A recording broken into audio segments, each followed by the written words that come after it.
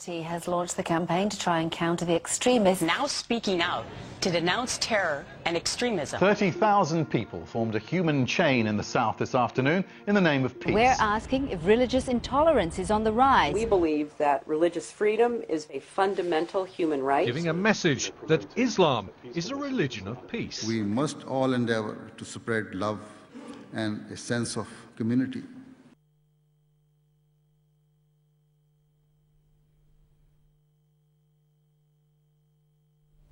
In the name of Allah, the gracious, the merciful, may the peace and blessings of Almighty God be upon you. Welcome to this, the 15th episode of Press Point, the current affairs show looking at Islam around the world with all the most topical issues which are taking place. Now today we're looking at radicalisation and Islam, but particularly the angle which we want to take is to look at converts. How is it that, or why is it in particular that the media have picked up on this issue of converts and Islam being radicalised? A lot of stories in the press recently, we want to examine them to unpick this issue and determine, are converts in their nature or in their journey more extreme than born Muslims? Then in part two, we'll be looking at solutions and we'll be looking at alternatives. Can converts in fact avoid extremism? And is there a much more beautiful and spiritual path towards Islam which avoids these forms of radicalisation? As ever, I'm joined by my extremely good friend and brother, Farooq Mahmood, in the studio. Thank you very much, brother Jonathan. Assalamu alaikum warahmatullah. Today completes 125 glorious years, golden years of the history of Ahmadiyya, the Ahmadiyya Muslim community in Islam. On this day, of course, in 1889, the advent of the Prophet Messiah took place, and of course, the establishment of the most peaceful community on the earth was done. Of course, the peace in terms of inner peace, as was peace spreading around the world, is happening. But at the same time, some people become Muslims, convert into Islam, but they turn to a different route which is anything but peace. Why is that happening? Is Islam a religion filled with extremism? Or is it Islam a religion about peace and harmony? Do share with us your views. Write to us, send your emails to presspoint@mt.tv, or better still, send us tweets using the hashtag PressPointMTA. You share with us, we share with the MTA's worldwide audience. So, Brother Farooq, by the grace of God, we're joined in the studio and via Skype with converts to Islam. So we're going to put these questions to the converts and we're going to find out directly from the source, what do they think about this? But also we want people to tweet and we want people to email in, so give us your questions, please. By the grace of God, on my immediate left, we're joined by Hamza Ilyas, who was until recently over in the USA. He's been a guest previously on some shows, including Faith Matters. So it's a pleasure and a blessing for you to be on our show today. You're now in the UK. So welcome to the UK, welcome to Press Point. Assalamu alaikum warahmatullah. Wa alaikum assalam wa rahmatullahi wa barakatuh. Alaikum assalam wa rahmatullah. And we are also joined, by the grace of God, by Yusuf Pender, who's come all the way over from Ireland to join us here in the Press Point studio. Yusuf as well been a feature on previous shows, not within Press Point, but on MTA. So a blessing for us to have you with us in the studio for the first time in Press Point. Assalamu alaikum to Yusuf. Jazakallah. We'll also be having some guests joining us later on via Skype. But let's kick off with part one to look at this topical issue of extremism and radicalisation in light of recent events and recent affairs with regards to converts within Islam. But Farooq, I know you've been doing a lot of research. We've seen Woolwich attacks. We've seen a lot of very shocking things take place, and they've been connected with converts. What have you found online? Well, Jonathan, I've got a few examples here, in fact, and of course a very sorry state that some Muslims who've become Muslims, of course, recently, they have turned to extremism. And the first story is on Mail Online, if you can see my screen there. A British Muslim couple jailed for offensive in the extreme YouTube videos that glorified murder of Fusilier Lee Rigby. Of course, as you mentioned, last May we also discussed that in Woolwich, that the murder of one of the army officials, drummer Lee Rigby. That's a couple's picture there. Husband is Royal Barnes, 23, his wife Rebecca Dawson. Both of them actually been convicted, found guilty last month to 3 counts of disseminating a terrorist publication and 1 of inciting murder. And of course the husband, which is Royal Barnes, he's behind the bars now for 5 years and 4 months, and his wife is behind the bars in the prison for 20 months. So indeed, a very sad story. People come to Islam, but they end up in the prison for all the wrong reasons. The second story, again, not very different, unfortunately. There's a story of a convert, a person who lives in London, a Muslim convert who agitated for Sharia state in UK, given groundbreaking ASBO. Of course, ASBO meaning the antisocial behaviour order, first of its kind in this country. The picture of Jordan Horner on the screen, you can see he was told by Old Bailey judge to stop preaching in public as illegal first after promoting extreme versions of Islam. Islam has no extreme version, but of course that's how the media will pick. And the last story for the time being, again, very similar indeed, from Northern Ireland, Brother Yusuf. That's a chap called... he was called Mark Townley before he became Muslim, and you can see his picture. There's two pictures side by side. Again, an amazing transformation.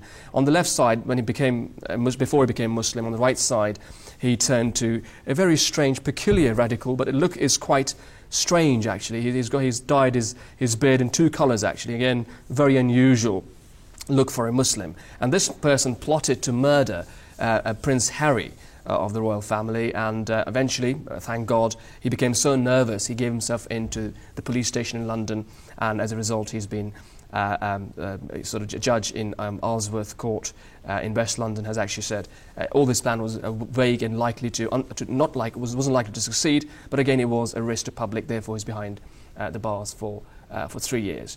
So all these four people we've seen in the last few minutes all have one thing in common, that is they became Muslims and also became extremists at the same time. What are the reasons we can explore afterwards? Yes, well, this is it. And to go to Mr. Yusuf Penda, I mean, we see, as Brother Farooq has told us, with each of these stories, acts of violence, acts of terror, acts of horror, and they are all themselves justifying it on the basis of Islam. Why is this happening, do you think? Why are converts coming to Islam and then finding a route through Islam to commit these acts of extremism? What's your take on it? Well, Bismillah ar-Rahman ar-Rahim.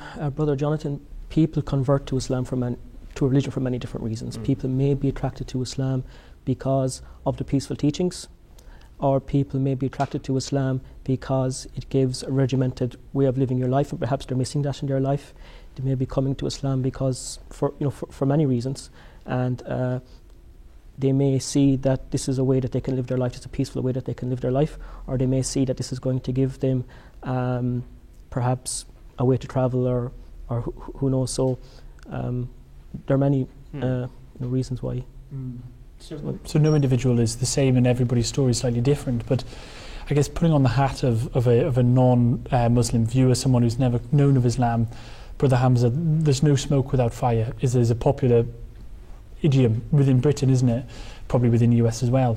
And they're saying, they may take Yusuf's points, and they may say everybody's different, but why is it that there's so much of this connection, tragically, between Islam and converts, and people are almost associating the two as synonymous?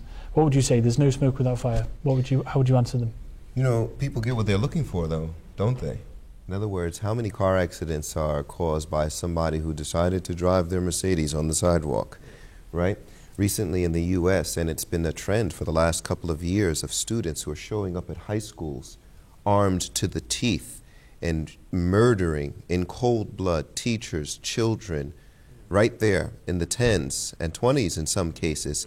So what do we blame for that? Do we blame the video games? Do we blame the car companies? People get what they're looking for. In fact, it reminds me of what Prophet Jesus says, that it's not what goes into a man, but what comes out. Okay. So in fact, there's acts of terror or acts of horror happening outside of Islam. It's not just within Islam. But let's in fact take this point up with an American guest that we have in the studio, so we can test this with two American viewpoints. So let's go over to Portland, Oregon, with Abdul Rahim Hubbs. Assalamu alaikum, brother. Are you online with us? Yes. Okay. Thank you for joining us today. So you as well are a convert, just as Hamza and Yusuf.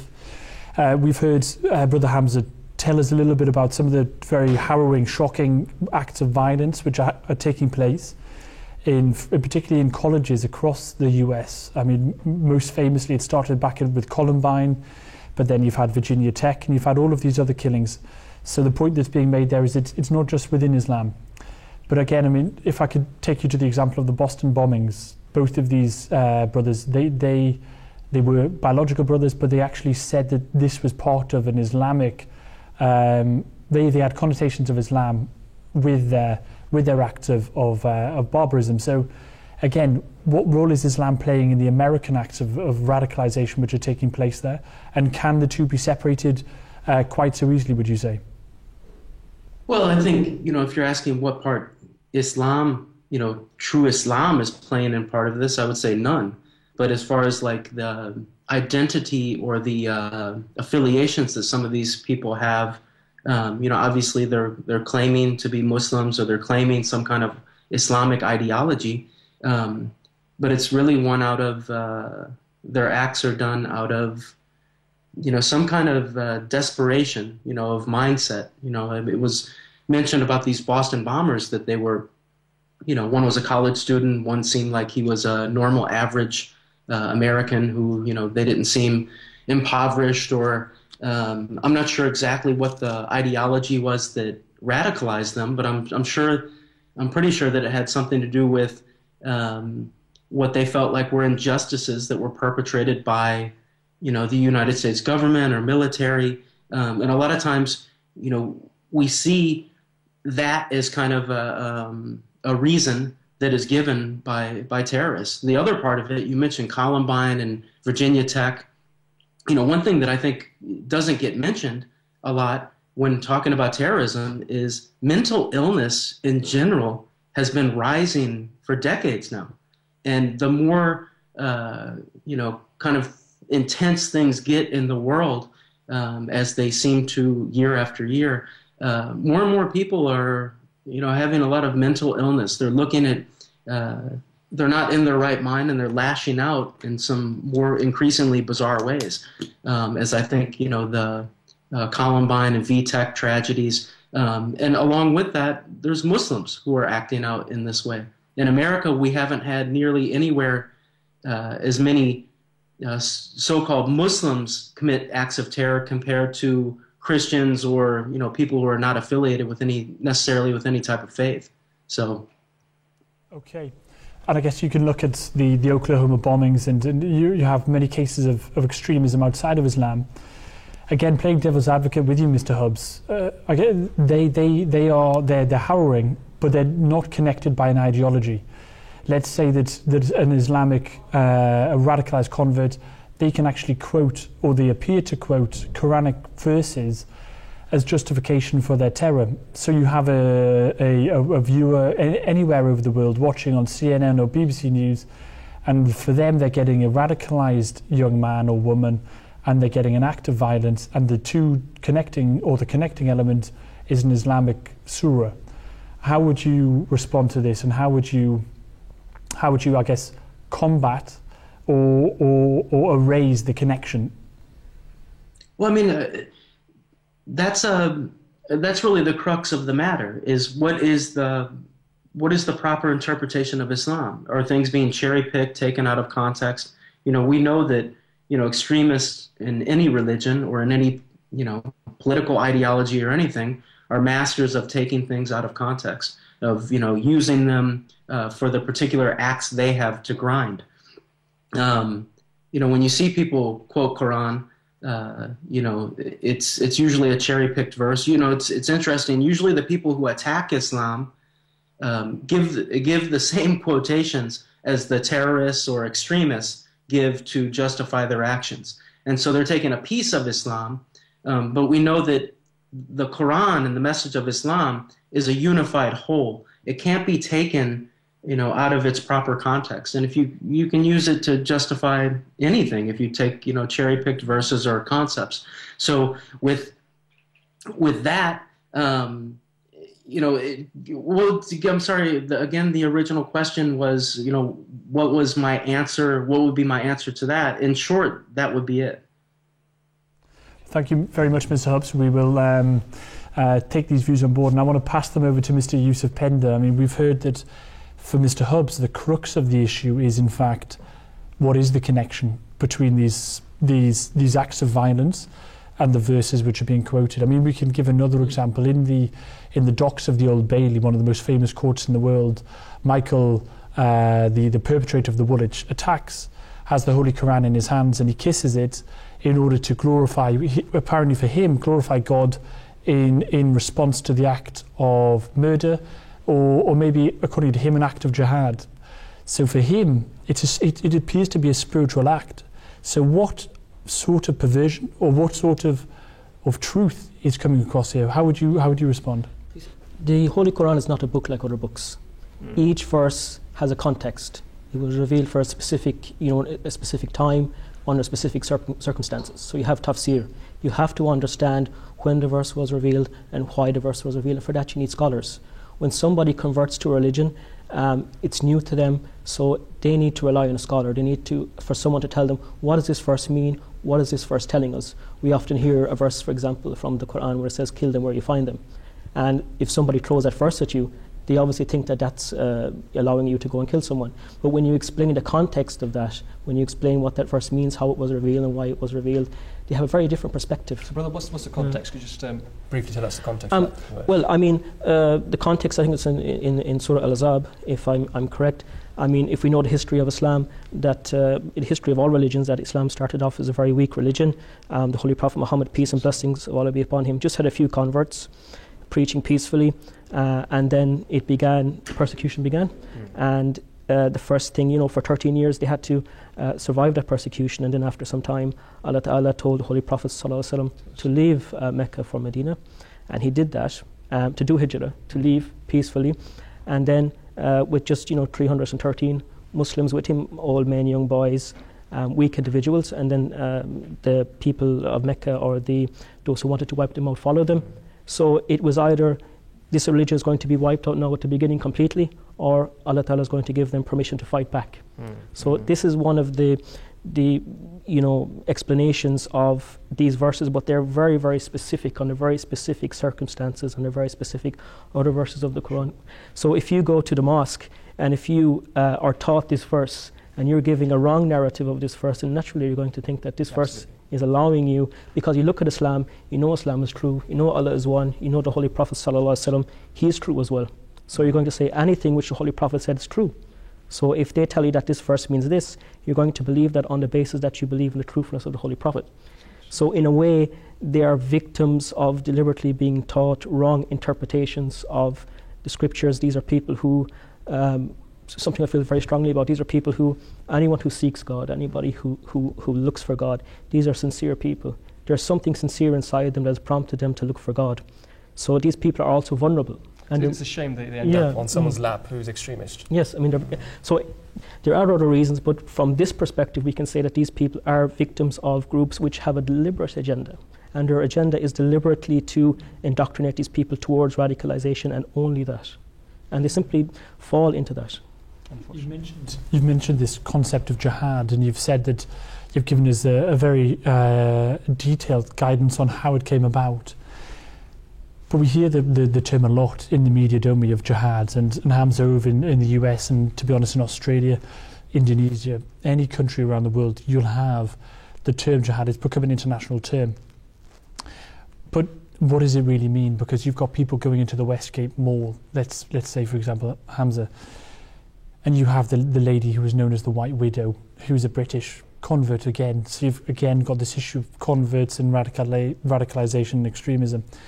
And for them, Hamza, or for that individual, that was part of her jihad, to kill these people. So what is jihad? If it isn't this, then what is it? I'm reminded of the verse of the Quran where Allah says, "Kuntum khayra ummatin ukhrijat linas." You are the best of people, raised for the good of mankind.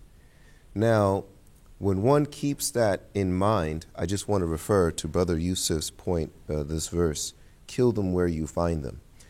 As he mentioned, this particular verse was being addressed to the Holy Prophet and his followers at a time where, due to intolerance, violent intolerance, they were being targeted, maimed, brutally murdered. In some ways, what you find is now happening against Ahmadi Muslims in Pakistan today. So now the tables had turned, because as Brother Yusuf mentioned, God had given the Muslims permission to fight.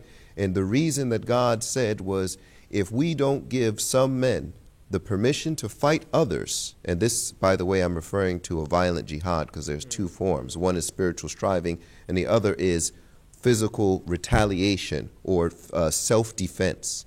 God says that if we don't give some men, put some against the others to defend the others, then the unjust ones who are violent and intolerant will wreak havoc in the world. And then God names cloisters, churches, synagogues, and then God mentions mosques last. Towards the end, yes. Towards the end. So he mentions in his permission, giving the Muslims, the early weak Muslims, permission to fight and to defend themselves, by the way.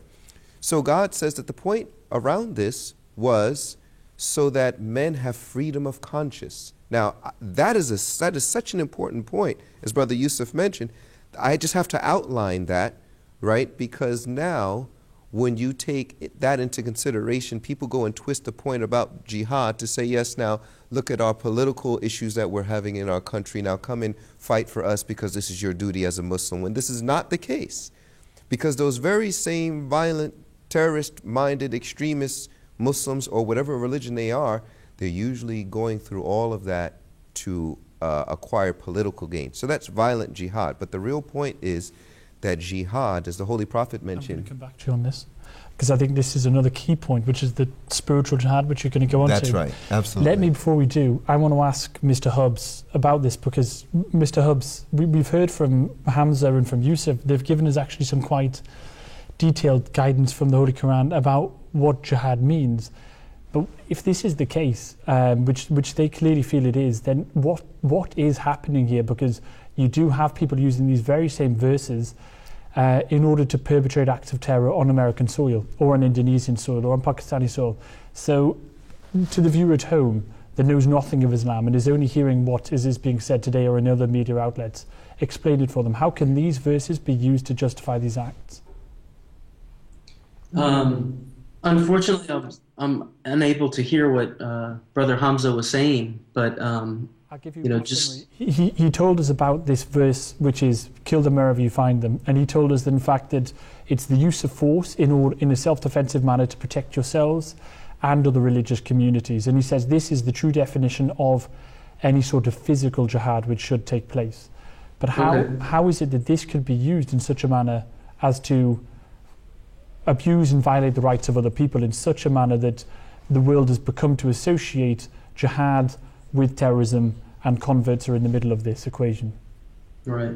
Like I mentioned earlier, verses are taken out of context. This is a common verse that is used to attack Islam. I've heard this verse from many Christians or, atheists or different people who are trying to attack Islam, and it's taken out of context. If you read the verses before most of these verses and right after these verses, it puts it into context. It's talking about, those who attack you first. It talks about in a, actual warfare situation, which, I think has already been mentioned. There's very specific rules on that.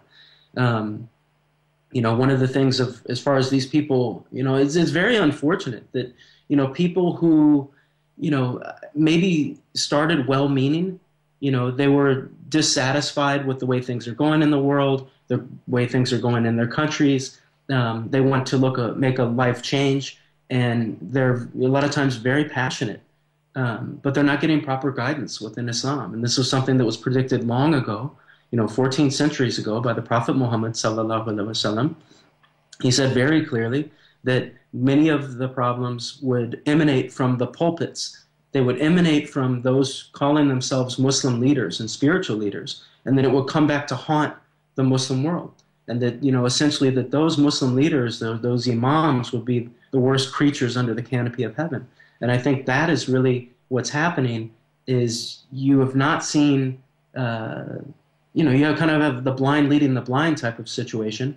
And in that vacuum of understanding and knowledge, people are really making up their own jihads. They're making up their own concepts. They're making up their own way to lash out, to try to do something, because they feel so impotent. They feel so desperate. They feel, so passionate. And with and you combine that with ignorance, it's a very volatile and dangerous situation. Okay, thank you very much, Mr. Hubbs. So, Brother Farouk, as ever, you've got some excellent research, which we've had the privilege of discussing beforehand.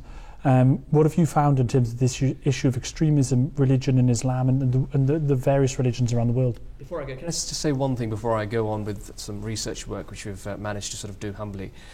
Basically, all these brothers mentioning about the understanding of jihad in the way, which is about jihad with self, of course, a bit nafs, and also jihad in protection of the whole, mankind really, in true sense, like cloisters, churches, synagogues. The reality is we haven't just made it up, this interpretation. This has come to us through the prophet Messiah, who was brought to this world as the second coming of Messiah, Jesus. And of course, we can discuss that in details later on. Just I want to clarify why the answer from the brother from America is the same as the answer from brother in London and from Ireland. So the reality is, it's a very universal message, which is very easy to understand as long as you get to the right source, which is the divinely guided source. Before moving on, let's take a look at a couple of tweets we've just received now. We're receiving a few tweets about this topic. Sayyid Bilal Anwar says, movies and games in the West portray Islam only in violent darkness, encouraging converts to idolize the wrong kind of Muslims.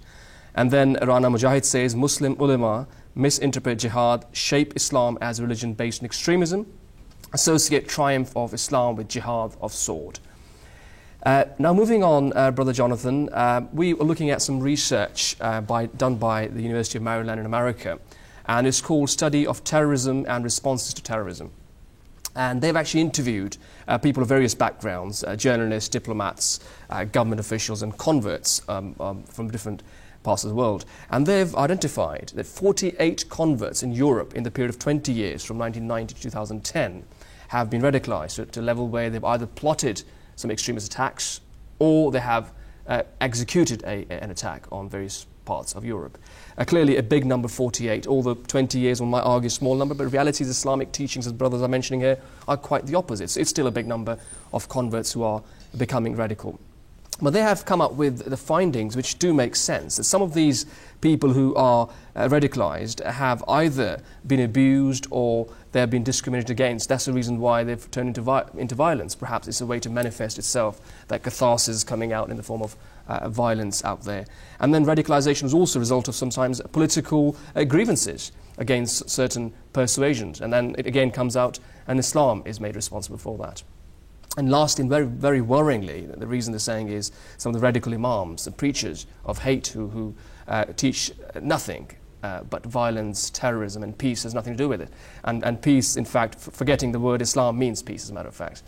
And one more thing before we move on, if I may, is an article from Leon Mousavi on the Guardian newspaper. He says, he asks the question, are converts more likely to be extremists than other Muslims? And he answers no, by saying that most of these Muslims, Muslim converts, 5,000 in number there are in the UK, they're inspired by Islam's monotheistic clarity, as a matter of fact, as well as Islam's moral guidance, and also the holistic framework Islam offers, which is not to be found anywhere else. So clearly, it's only a small minority of people who are tarnishing the name of Islam.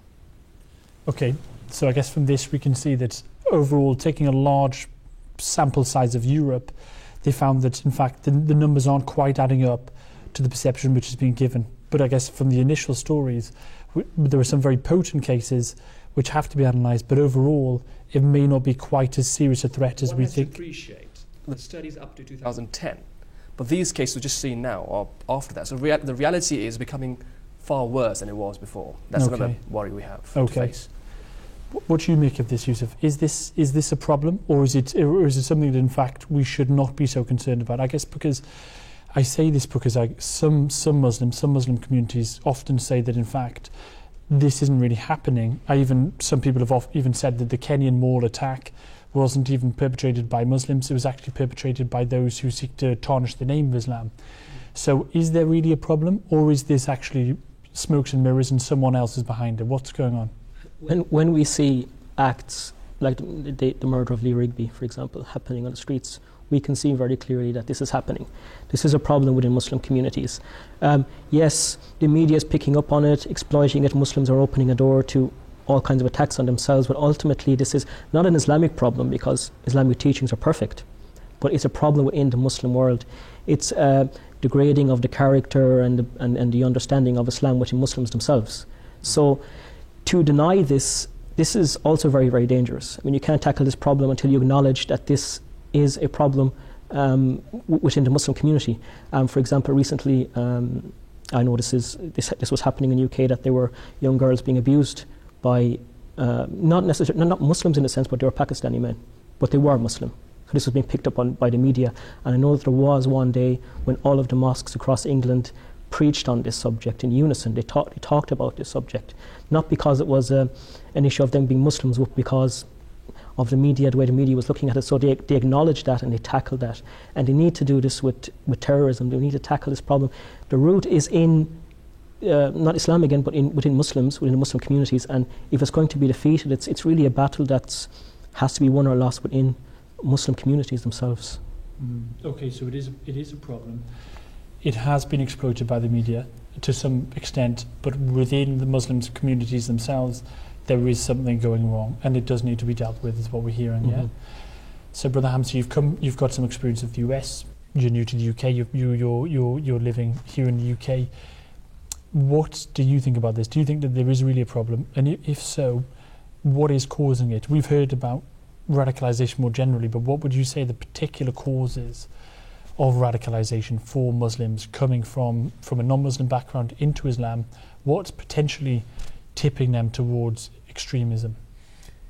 You know, but I still have to say that I don't think that this is an issue faced by Muslims particularly. So I don't single out the Muslims and say they are becoming more violent, because I came from Brooklyn, New York, probably one of the more violent parts of the United States. And so I see the immoral, violent acts all as one. Some of them claim to be Muslim, some of them claim to be Christian, some of them claim to be tree worshippers, I don't know. They're all the same to me, right? So the problem that I see is a problem of selfishness, self-centeredness, and non-compassion, right? So it's a spiritual ailment, it's a spiritual disease. That is what I see as growing. And it's manifesting itself, you know, mental disease, where people will behead people or attack people violently in the streets, whether it's in the UK or New York. That's the way that I see it. So I see all of that as that disease. How do you address that problem? That problem, that ailment, that malady has to be addressed by mankind being reintroduced to his Creator. And I think that that's what the promised Messiah taught. He said himself that he came to unite man with his Creator, to help man have a relationship. The reason is, I can escape from you if I commit a crime, and maybe you and you as well. I can use anything to appeal to you, to get you to do whatever. But when I know that God is watching me, then I actually begin that greater jihad of the self. One thing that's really interesting is that I actually became a Muslim and was pulled into one of these extremist groups 10 years ago. And when I first became, I didn't know that. They just seemed like Muslims to me. And I was just about to be sent, I believe it was to Yemen. And I was told at the time this would be to learn Quran and Arabic and the true teachings of Islam. Now, and I was a banker at that time working for JP Morgan Chase. It just so happened that in my research, I had come across a question, I don't remember what it was, and I asked a colleague of mine, he says, oh, I don't know, but there's another gentleman who may be able to know. I got in contact with this gentleman. He and I started talking, and he actually turned out to be a member of the Ahmadiyya Muslim community. And that's how I got introduced to Ahmadiyyat. So now, here it is 10 years later, I can see the difference in the way that I think now as opposed to the way that it was then. And I say that the clear difference is that the teachings of Ahmadiyyat were more inclined to teach me about being a good human being, discharging my responsibilities to God Almighty, and then in turn discharging my responsibilities to my neighbor, whether it's my family member or a stranger. And so that being the case, I can look at a situation like this and say, no, this isn't about converts who are going into terrorism and, Muslim converts that are going into terrorism and they're becoming violent, or John who decided to worship the ant across the street and now he became more violent. This is a matter of people who have something in their heart and it's not being corrected or healed. So instead of it being addressed, they are being turned out one after another into the insane asylum. And so they are committing acts that none other than insane people commit. So in fact, it's not cut and dry. And I think we want to come back to this.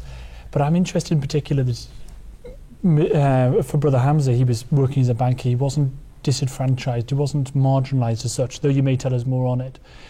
He was an American young man growing up over a decade ago. Let's ask Mr. Hubbs about this one. So Mr. Hubbs, you yourself, you're obviously an American living on American soil. You've heard what Brother Hamza said. He nearly went to Yemen. Thank God that we have him with us today. But what about yourself? And not to be too provocative, but are you patriotic? What are your thoughts on America? And how do you reconcile yourself being a Muslim and an American? Are they mutually exclusive, or are you proud to be an American?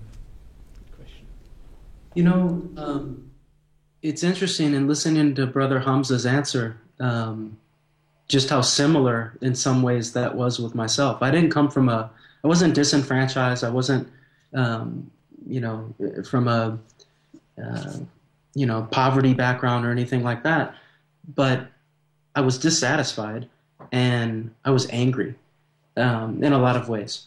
And I was actually kind of craving and looking for that true Islam. I wanted to really give myself to something because I felt like, you know, so many other things that were, you know, taught to me to be so important about life, you know, finances and this, that, and the other. I had kind of been there, done that, and I wasn't satisfied. And so I was looking for something. And I was actually even considering going overseas. I hadn't come in contact with anybody at that point, you know, to be invited or to be, you know, kind of guided to go somewhere. But that was on my mind. Alhamdulillah, I pretty quickly, just in the first couple months of being Muslim, came across, you know, through prayer, really, asking for guidance because I felt really lost, even though I took some comfort in the basic teachings of Islam and the 5 pillars and the things that had led me to accept Islam. This was in 1998. I didn't feel satisfied that I had enough understanding. And so it was at that point where I was actually introduced myself, seeking out, and I was put in contact with an Ahmadi missionary in St. Louis, Missouri, which is my hometown.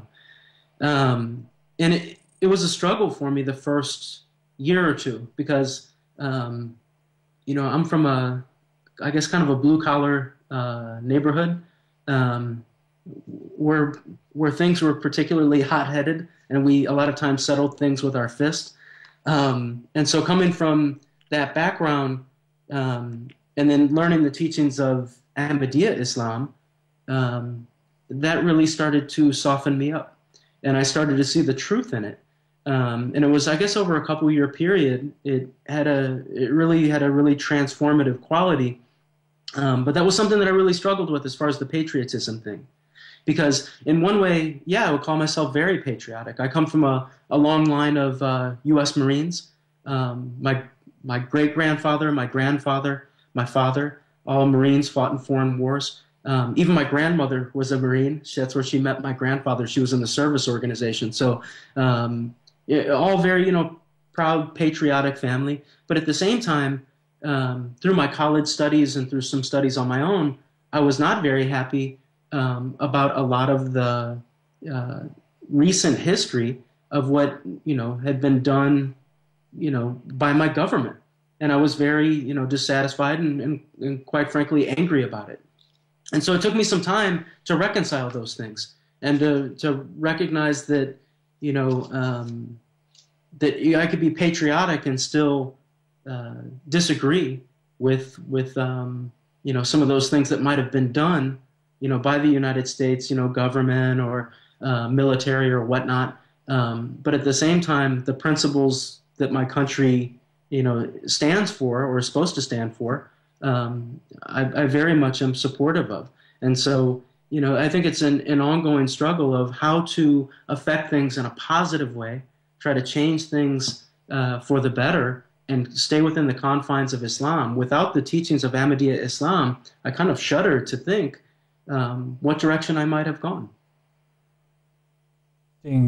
challenge which you faced, and I think is maybe the challenge which governments all across the world face to some extent, is how do we enable religious diversity, particularly for Muslims, to practice their faith without allowing terror to grow within these countries, or with radicalisation amongst converts. What have you found from my brother Farouk? What have you found from some of your research? I really feel very inspired by this talk, really. I think I'm almost overwhelmed, because this means the community, Ahmadiyya Muslim community, is a saviour of the mankind, in true sense. So many brothers of ours could have really ended up doing a wrong kind of jihad out there, and could have been, in that perception, martyred. I've just come across one of the articles written by somebody called Abdul Haq Baker. He's a Muslim convert, a black British person. The reason he's used black himself, that's why I'll use the word. He says Islam's ability to empower is a magnet to black British youths. And he has mentioned in particular Malcolm X in America. And apparently he was an inspiration for many people, many especially black youths in America and in this country as well. And whilst reading that, my mind was drawn towards this book, which I was reading recently. It's published by your country, Ahmadiyya Muslim Youth Association, and it's called Dawn's Early Light, with anecdotes and short stories of many new converts. Very inspirational, and yours is also in there, by the way, Brother Hamza. I was coming across this brother, may Allah, we get a chance to meet him, Umar Latif Sahib. His picture is there. And he said something very interesting about Malcolm X as well. He said initially he was also drawn towards his ideology and the Nation of Islam. And he said it was very superficial. He understood what Islam was only superficially. Then he came across this beautiful book, The Philosophy of the Teachings of Islam. The Prophet ﷺ's book he wrote in 1896, an essay which was prophesied to be prevalent over all other essays. And this book, The Philosophy of Teachings of Islam, actually that book he read, and he went to his school library, that's where he found it, and then he issued it, reissued it, and read so many times. Said that was the book that really opened his eyes, and that was speaking to himself directly, and yet very understandable. And that book, my friends, was authored by the Promised Messiah, Hazrat Mirza Ghulam Ahmad, who told the entire world that he was sent by God, and in 1889 he became the Promised Messiah, and the first Ba'ath initiation took place on this day. And also it was mentioned by Hazrat Mirza Masroor Ahmad, the head of the Ahmadiyya Muslim community, on last Friday. This book should be bought and should be sort of distributed amongst people. So I think a recommendation for all the new converts perhaps, and us who have been born Ahmadis, to read this book if you haven't read already, and that really will open up all the perceptions about what Islam is all about. But I guess, Brother Farouk, we've got the story here from Brother Hamza, who nearly went to Yemen. We have a lot of, apparently, or numbers of British Muslim converts. We've seen pictures on YouTube in previous shows, and I'm sure many of the viewers at home will have seen these videos of brothers in Syria, travelled from British soil over to Syria, and they're engaging in what they believe to be an Islamic jihad. And you could go even further. You could say that in their minds, again, they're using the verses which Brother Hamza has mentioned to justify this going in terms of furthering some sort of jihad for them in their own personal lives. So, Brother Yusuf, we've already looked at this issue to some extent, so if you can look at it from a slightly different angle, what is it that you could tell them to say, you know what, those are these verses which you're going to Syria to fight as an apparent jihad. Actually, well, we found an alternate way, or you as a convert found an alternate way. How could you engage in that conversation with them to help them to understand what it means to be a loyal, patriotic young Muslim? Basically, the verses are in the Quran and the life of the Holy Prophet Muhammad, may the peace and blessings of Allah be upon him. When Allah Ta'ala tells us in the Holy Quran to enjoin good and to forbid evil. When Allah Ta'ala tells us that He does not like those who create disorder in the land.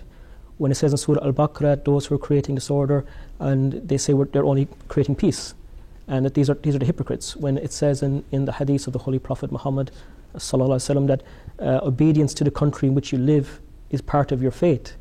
Islam doesn't ask you to choose between your country and your religion.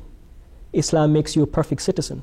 Islam tells you that everything in your culture, everything, how you live your life, that's in agreement with Islam, should accept it. And you should be thankful for it, your freedoms or everything that you have. And that which is not in line with Islam, you should change it, not violently, by the way the Holy Prophet changed it, by teaching, by exhorting, by showing.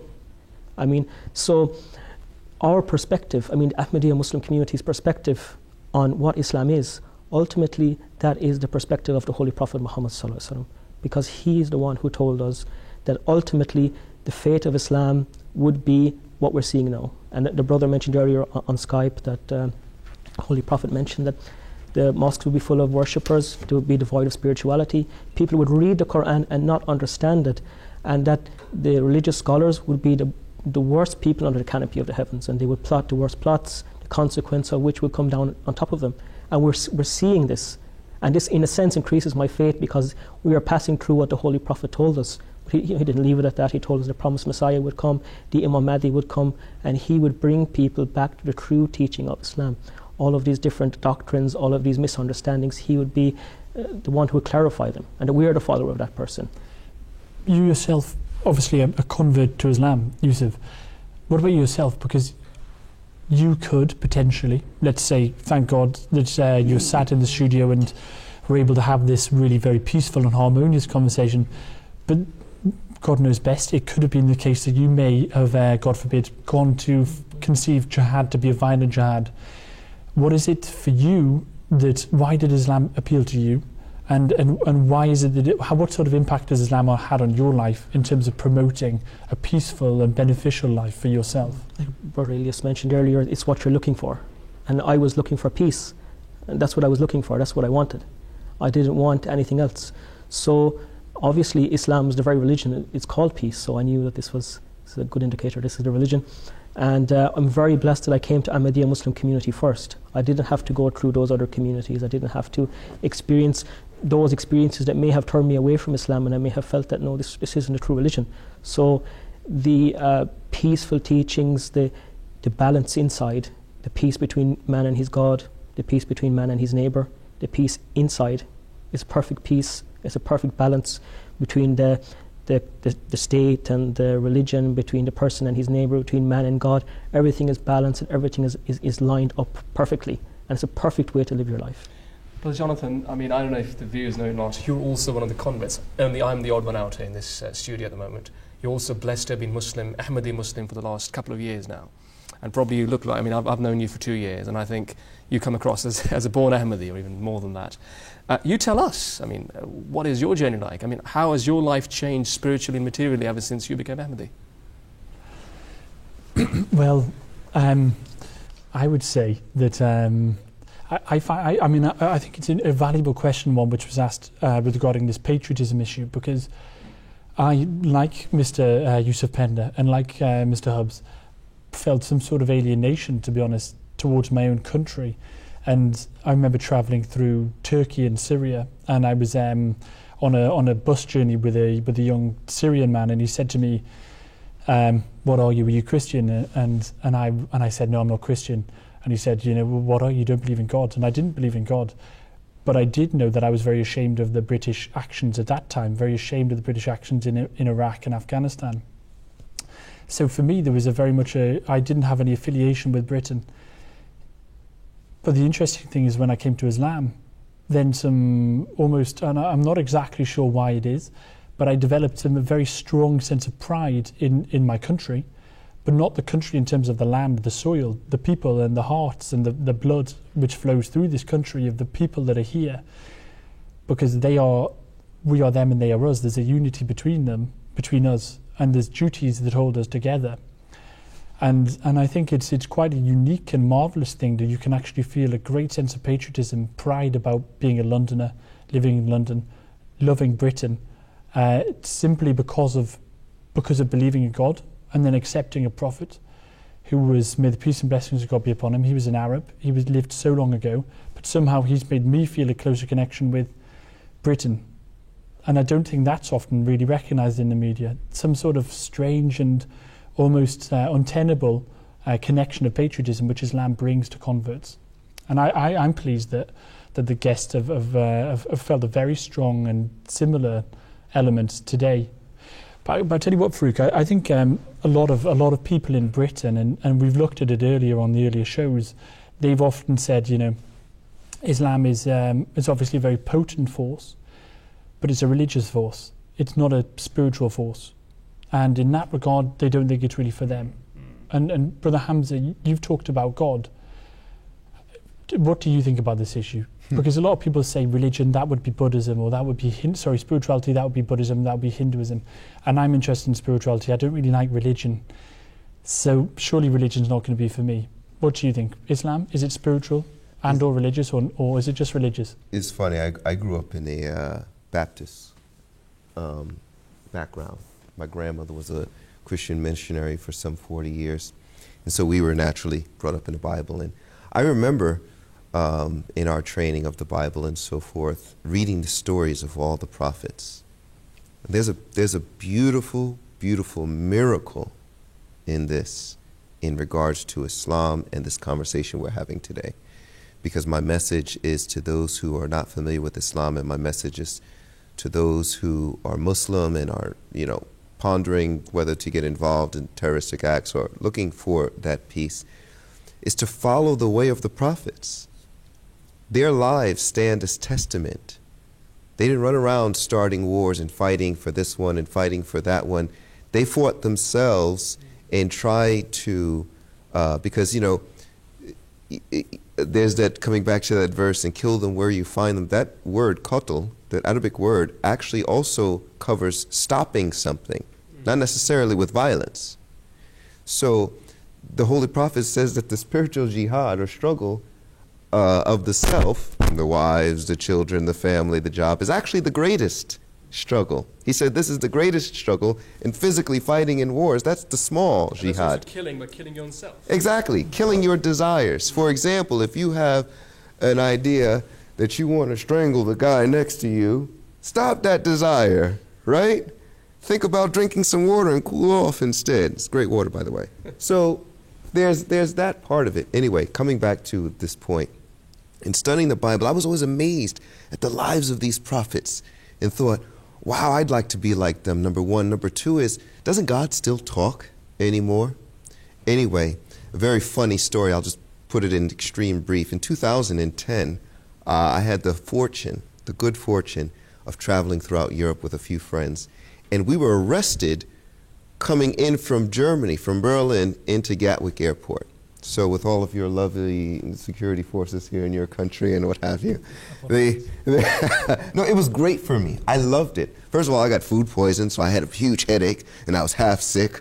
So when they put me in that little cell or what have you, and they started questioning me, they went through all my luggage, I loved this experience because I wanted to take that opportunity to tell them about the true Islam and the Ahmadiyya Muslim community. And I can tell you, they actually even found the book, and I have to tell this story like this.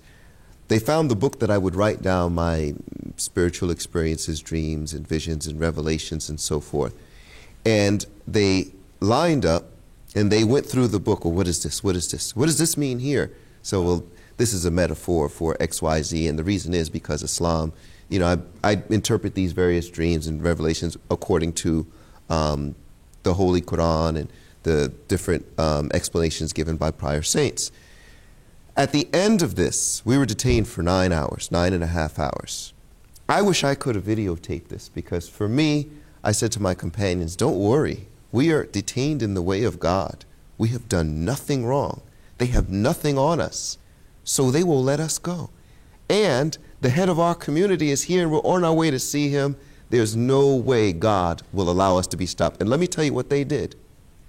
At the end of the time, they said to us, "A good day, mate," or whatever it is. I hear that's Australian, but I have to tease you guys a little bit. "We're really terribly sorry to have detained you." And they all stood up and shook my hand one by one. They got into a line, shook my hand, and said, "It was a pleasure to have met a master warrior.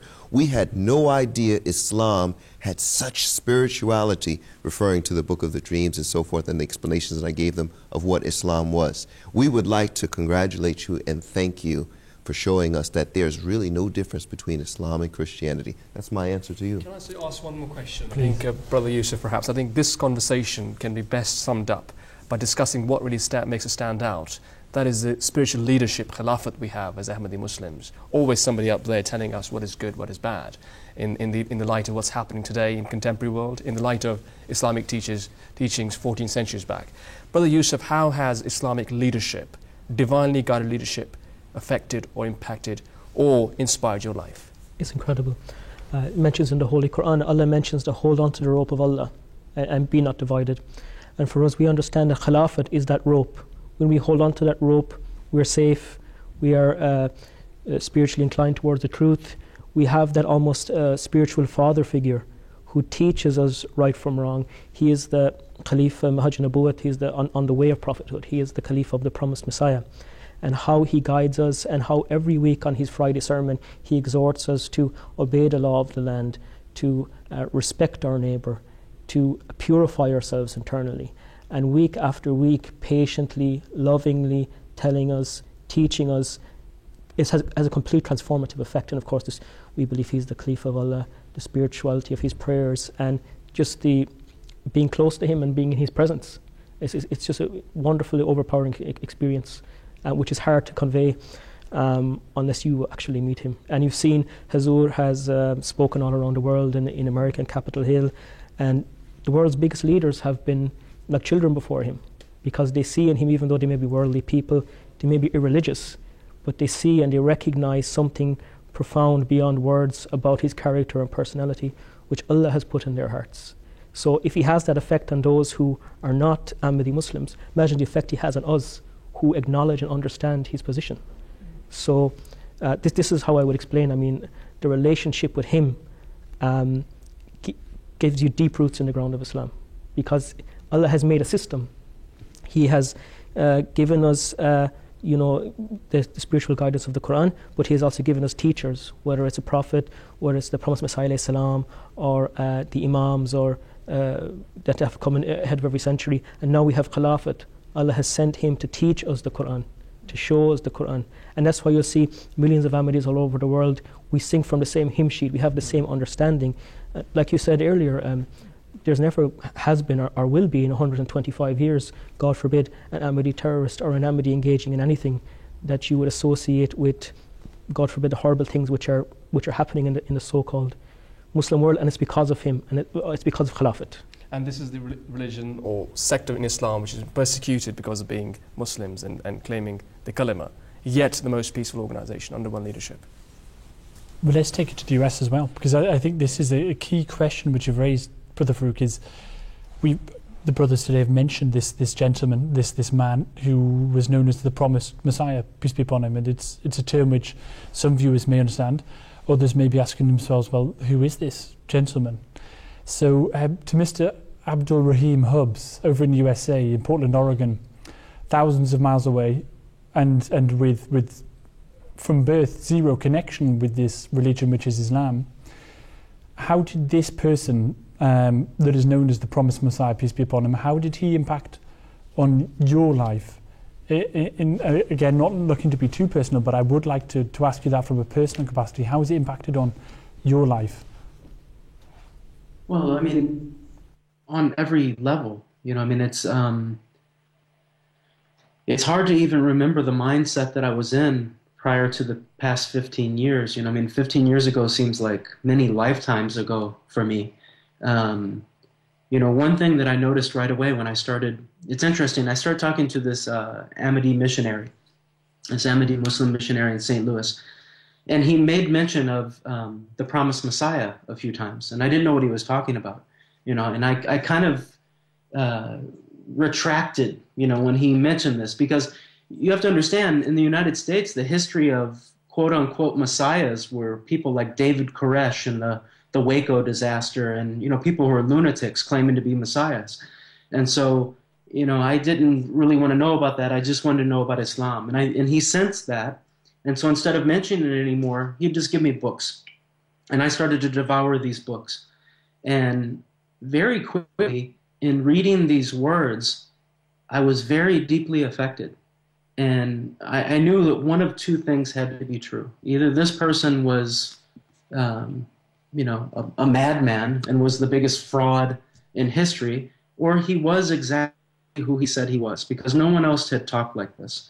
And I started to pray on it, very intently, asking for guidance. And I had my own, set of personal signs that, very much led me to be satisfied in my heart that this man was who he claimed to be. And as I started to read those teachings over the next few months, my personality and my mind state transformed to the point where, kind of my whole old life and on every different level, whether it be financially, mentally, spiritually, it fell away. And I really became a different person. And sorry really, to jump in. I'm going to take the key point here. You became a different person, because over in UK time it's just ticking on to 5 p.m. and this is the time we have to close. But I can certainly say from here in the studio, listening to your story and the story of Mr. Yusuf Pender and Mr. Hamza Ilyas and Brother Farouk, that if it's spirituality which British people, American people, Australian people, Indonesian, Pakistani people, Arab people are seeking, then it seems to be very much found in the stories of these converts. And in fact, radicalization doesn't feature, or at least not after the point that they came to discover this man that they call the promised Messiah, peace be upon him. So I think in this regard, that in fact converts and spirituality, as opposed to converts and radicalization, would be a nicer way to view this. But still, I think we need to examine this more deeply. But from what we've heard today, this seems to be a different narrative which the media should hear about and which people around the world could hopefully benefit a great deal from.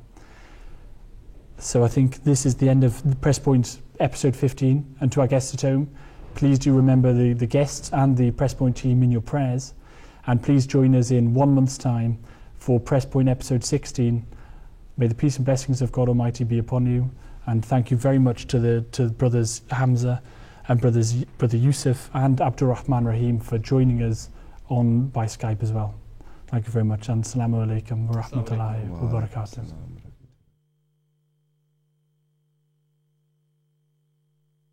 Has launched the campaign to try and counter the extremists. Now speaking out to denounce terror and extremism. 30,000 people formed a human chain in the south this afternoon in the name of peace. We're asking if religious intolerance is on the rise. We believe that religious freedom is a fundamental human right. Giving a message that Islam is a religion of peace. We must all endeavor to spread love and a sense of community.